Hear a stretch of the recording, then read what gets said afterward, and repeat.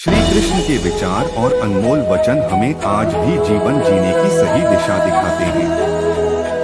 उनके उपदेशों के अनुसार जीवन जीकर हम न केवल एक सच्चे और ईमानदार जीवन की ओर बढ़ सकते हैं, बल्कि आध्यात्मिक सुख की प्राप्ति भी कर सकते हैं। श्री कृष्ण के विचार हमें संपूर्णता की ओर ले जाते हैं, जहां हमारे कर्म न केवल स्वयं के लिए बल्कि समाज और परिवार के लिए भी उपयुक्त और सही होते हैं। उनके संदेश से हमें समझ आता है कि नैतिकता, धर्म और सच्चाई पर चलना ही सही मार्ग है, जो हमें स्थायी सुख और आनंद की प्राप्ति में मदद करता है। भक्ति का मार्ग कठिन हो सकता है, लेकिन यह सबसे सच्चा और स्थायी है। भक्ति में समर्पण का भाव हमें स्वार्थ से मुक्त करता है और परमार्थ की ओर ले जाता है।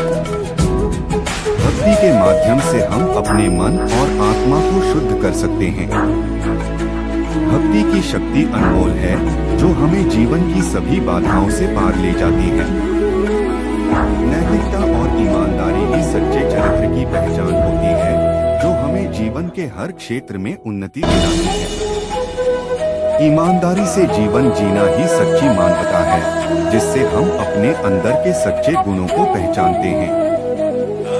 नैतिकता और ईमानदारी का रास्ता कभी आसान नहीं होता, लेकिन यह सबसे सही और स्थायी होता है, जो हमें दीर्घकालिक सफलता दिलाता है। नैतिकता और ईमानदारी से जीने वाला व्यक्ति हमेशा दूसरों के लिए प्रेरणा स्रोत होता है, जो समाज में सकारात्मक बदलाव लाता है। श्री कृष्ण के विचारों का मुख्य उद्देश्य हमें जीवन में सत्य, धर्म और भक्ति का पालन करते हुए आत्मा की शांति प्राप्त करने के मार्ग पर चलाना है। कर्म किए जा, फल की चिंता मत कर। यह विचार हमें अपने कर्मों को निष्ठा और ईमानदारी से करने की प्रेरणा देता है।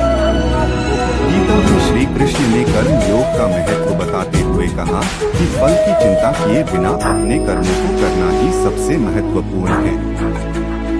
श्री कृष्ण के विचारों को जीवन में अपनाने के लिए हमें उनके द्वारा बताए गए मार्ग पर चलना चाहिए, जैसे सत्य, धर्म, भक्ति और निष्काम कर्मयोग। श्री कृष्ण के विचार बच्चों को सच्चाई, ईमानदारी और नैतिकता के मार्ग पर चलने की प्रेरणा देते हैं, जिससे वे एक सच्चे और सफल जीवन की ओर अग्रसर हो सकते हैं। श्री कृष्ण के विचार बच्चों को सच्चाई, ईमानदारी और नैतिकता के मार्ग पर चलने की प्रेरणा देते हैं, जिससे वे एक सच्चे और सफल जीवन की ओर अग्रसर हो सकते हैं। जब जब धर्म का पतन होता है और अधर्म का प्रचलन बढ़ता है, तब तब वे स्वयं अवतार लेकर इस संसार में आते हैं। इसका उद्देश्य धर्म की पुनर्स्थापना और अधर्म का नाश करना होता है। भगवान श्री कृष्ण कहते हैं कि वे साधु संतों की रक्षा करने, दुष्टों का विनाश करने और धर्म की पुनर्स्थापना करने के लिए प्रत्येक युग में अवतार लेते हैं। इसका उद्देश्य समाज में संतुलन बनाए रखना और धर्म की रक्षा करना है। भगवान श्री कृष्ण कहते हैं कि जो व्यक्ति सभी कर्मों को ब्रह्मा, ईश्वर को अर्पित कर देता है और आसक्ति को त्याग कर कार्य करता है, वह पाप से अछूता रहता है। यह स्थिति उस कमल के पत्ते के समान है, जो पानी में रहते हुए भी पानी से अछूता रहता है। भगवान श्री कृष्ण कहते हैं कि मनुष्य को अपने आत्मा के द्वारा अपने को ऊपर उठाना चाहिए और अपने को नीचे गिरने नहीं देना चाहिए। आत्मा ही मनुष्य का सबसे बड़ा मित्र है, और यदि आत्मा पर विजय नहीं प्राप्त की तो आत्मा ही मनुष्य का सबसे बड़ा शत्रु बन जाता है।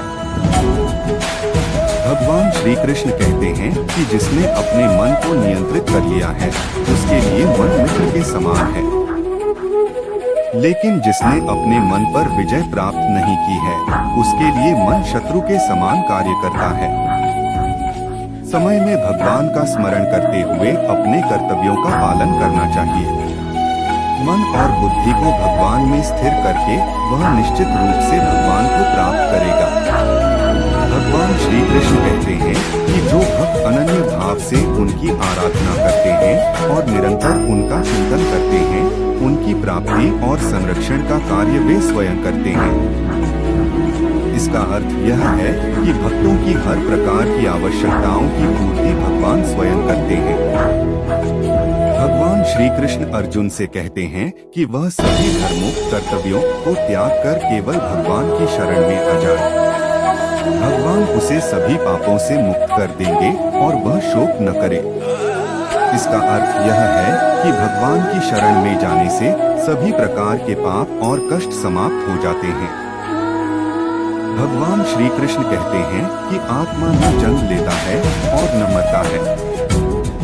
यह नित्य, शाश्वत और पुराण है। शरीर के नष्ट होने पर भी आत्मा नष्ट नहीं होती। आत्मा अमर है और इसके अस्तित्व को कोई भी समाप्त नहीं कर सकता। भगवान श्री कृष्ण कहते हैं कि जो व्यक्ति भगवान के लिए कर्म करता है उन्हें ही परम मानता है, भगवान का भक्त है और सभी प्राणियों के प्रति द्वेष रहित है, वह व्यक्ति भगवान को प्राप्त होता है। इसका अर्थ यह है कि भक्ति, निष्काम कर्म और द्वेष रहितता से भगवान की प्राप्ति होती है। इस जीवन में सफलता को पाने के लिए कर्म ही सबसे पहला और बड़ा रास्ता है। भगवत गीता में श्री कृष्ण प्रभु ने कर्म से जुड़ी कुछ ऐसे अनमोल विचार और वचन को संसार के समक्ष रखा था, जो अगर मनुष्य अपने जीवन में अमल करे तो इस दुनिया की कोई शक्ति उसे किसी भी क्षेत्र में पराजित नहीं कर सकती। किसी दूसरे के जीवन के साथ पूर्ण रूप से जीने से बेहतर है कि हम अपने स्वयं के भाग्य के अनुसार अपूर्ण जिए। हमें अपने जीवन में मेहनत करना चाहिए, दूसरों के जीवन की उन्नति और सफलता को भुलाकर अपने जीवन से नकारात्मक विचारों को दूर कर अपने भाग्य को उज्ज्वल बनाना चाहिए। एक उपहार तभी अलसी और पवित्र है जब वह हृदय से किसी सही व्यक्ति को सही समय और सही जगह पर दिया जाए, और जब उपहार देने वाला व्यक्ति दिल में उस उपहार के बदले कुछ पाने की उम्मीद न रखता हो। हमें इस जीवन में जो भी करना चाहिए सोच समझकर करना चाहिए और सही समय पर करना चाहिए। हमें समय और दूसरे लोगों दोनों को सम्मान देना चाहिए और दिल खोलकर उनका मदद करना चाहिए। ऐसा कोई नहीं जिसने भी इस संसार में अच्छा कर्म किया हो और उसका बुरा अंत हुआ है, चाहे इस काल दुनिया में हो या आने वाले काल में। कहा जाया है कर्म ही धर्म है, इसलिए हमें कर्म करते जाना चाहिए, फल अपने आप हमें मिलेगा। इस दुनिया में जितने भी लोग सफल हुए हैं, सब लोग अपने कर्म के लिए ही हुए हैं। उन्होंने बिना कुछ सोचे समझे लोगों की नकारात्मक बातों को अपने से दूर रखकर अपने कार्यों को पूर्ण किया और आखिरी में उन्हें सफलता प्राप्त हुई। जो भी मनुष्य अपने जीवन आध्यात्मिक ज्ञान के चरणों के लिए दृढ़ संकल्पों में स्थिर है, वह सामान्य रूप से संकटों के आक्रमण को सहन कर सकते हैं और निश्चित रूप से यह व्यक्ति खुशियां और मुक्ति पाने का पात्र है। अगर आप अपने लक्ष्य को पाने के लिए दृढ़ संकल्प ले लेते हैं और दिन रात कड़ी मेहनत करते हैं, तो आपके रास्ते में जितने भी संकट मुश्किलें आए, आप उनको पार कर जाएंगे। जो खुशियां बहुत लंबे समय के परिश्रम और सीखने से मिलती है, जो दुख से अंत दिलाता है, जो पहले विष के समान होता है परंतु बाद में अमृत के जैसा होता है, इस तरह की खुशियां मन की शांति से जागृत होती हैं। जब कोई व्यक्ति अपने लक्ष्य पर सफलता प्राप्त कर लेता है, तो उसके जीवन के सभी दुख अपने आप खत्म हो जाते हैं, जीवन में नया उमंग और खुशियां भर जाती हैं। भगवान या परमात्मा की शांति उनके साथ होती है जिसके मन और आत्मा में एकता सामंजस्य हो, जो इच्छा और क्रोध से मुक्त हो, जो अपने स्वयं खुद के आत्मा को सही मायने में जानते हो। विवरण सही मायने में जो मनुष्य क्रोध से मुक्त होता है और जिसके मन में एकजुट होने की इच्छा होती है, वह सच्चा होता है। भगवान हमेशा उसके साथ होते हैं। नरक 3 चीजों से नफरत करता है, वासना, क्रोध और लोभ। परमात्मा कहते हैं, जो भी मनुष्य अपने जीवन में नफरत की भावना, लोभ, मोह, माया, वासना रखते हैं, उनके लिए नरक ही सही जगह होता है। आपको कर्म करने का अधिकार है, परंतु फल पाने का नहीं। आपको इनाम या फल पाने के लिए किसी भी क्रिया में भाग नहीं लेना चाहिए, और न ही आपको निष्क्रियता के लिए लंबे समय तक करना चाहिए। इस दुनिया में कार्य करें। अर्जुन एक ऐसे आदमी जिन्होंने अपने आप को स्वयं सफल बनाया, बिना किसी स्वार्थ के, और चाहे सफलता हो या हार हमेशा एक जैसे।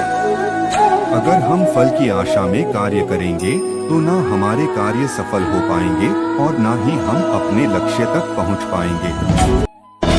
सन्निहित आत्मा के अनंत का अस्तित्व है, अविनाशी और अनंत है। केवल भौतिक शरीर तथ्यात्मक रूप से खराब है। इसलिए हे अर्जुन, लड़ते रहो। हमारे अंतर मन की शक्ति और सोच ही असली है। बाहर का शरीर मात्र एक काल्पनिक रूप है जो हमको इस दुनिया में एक ढांचा देता है। बुद्धिमान व्यक्ति ना ही जीवित लोगों के लिए शोक मनाते हैं, ना ही मृत व्यक्ति के लिए। ऐसा कोई समय नहीं था जब तुम और मैं और सभी राजा यहाँ एकत्रित हुए हैं, पर ना ही अस्तित्व में था और ना ही ऐसा कोई समय होगा जब हम अस्तित्व को समाप्त कर देंगे। जो चीज हमारे हाथ में नहीं है उसके विषय में चिंता करके कोई फायदा नहीं। अपने कर्म पर अपना दिल लगाएं, ना कि उसके फल पर। इसके विषय में हमने पहले भी बताया, जीवन में कर्म करके फल की आशा से जीवन में असफलता प्राप्त होती है, ना कि सफलता। सभी काम ध्यान से करो, करुणा द्वारा निर्देशित किए हुए। दिल में दया की भावना रखना चाहिए, इससे मनुष्य का दर्जा बढ़ता है। जैसे कि एक कवि जनता है तब स्वार्थी गतिविधियों को छोड़ रहा है और बुद्धिमान घोषित करता है त्याग फल के कार्रवाई को छोड़ रहा है। जीवन से स्वार्थ को भूलकर त्याग भावना को लाना चाहिए। अपने कर्तव्य का पालन करना जो कि प्रकृति द्वारा निर्धारित किया हुआ हो, वह कोई पाप नहीं है। अपनी सही जिम्मेदारियों को करने में कोई झिझक नहीं होना चाहिए। गर्मी और सर्दी, खुशी और दर्द की भावनाएं उनकी वस्तुओं के साथ होश से संपर्क के कारण होता है। वे आते हैं और चले जाते हैं, लंबे समय तक बरकरार नहीं रहते हैं। आपको उन्हें स्वीकार करना चाहिए। पृथ्वी में जिस प्रकार मौसम में परिवर्तन आता है, उसी प्रकार जीवन में भी सुख-दुख आता जाता रहता है। मैं आत्मा हूँ जो सभी प्राणियों के हृदय दिल से बंधा हुआ हूँ। मैं साथ ही शुरुआत हूँ, मध्य हूँ और समाप्त भी हूँ सभी प्राणियों का। भगवान कहते हैं वो सबके दिल में है और हर समय सभी लोगों के साथ हूँ। सभी वेदों में से मैं सामवेद हूँ, सभी देवों में से मैं इंद्र हूँ, सभी समझ और भावनाओं में से मैं मन हूँ, सभी जीवित प्राणियों में मैं चेतना हूँ। श्री कृष्ण प्रभु जी कहते हैं, वे मनुष्य हो या देव गण सभी जगह मौजूद हैं। हम जो देखते निहारते हैं वो हम हैं, और हम जो हैं हम उसी वस्तु को निहारते हैं। इसलिए जीवन में हमेशा अच्छी और सकारात्मक चीजों को देखें और सोचें। यदि यह वीडियो आपको पसंद आई तो वीडियो को लाइक, चैनल को सब्सक्राइब और वीडियो को शेयर करना बिल्कुल ना भूलें। तो इसी के साथ हम विदा लेते हैं और मिलेंगे अगले वीडियो में जो जीवन जीने की नई राह दिखाएंगे। जय श्री कृष्ण।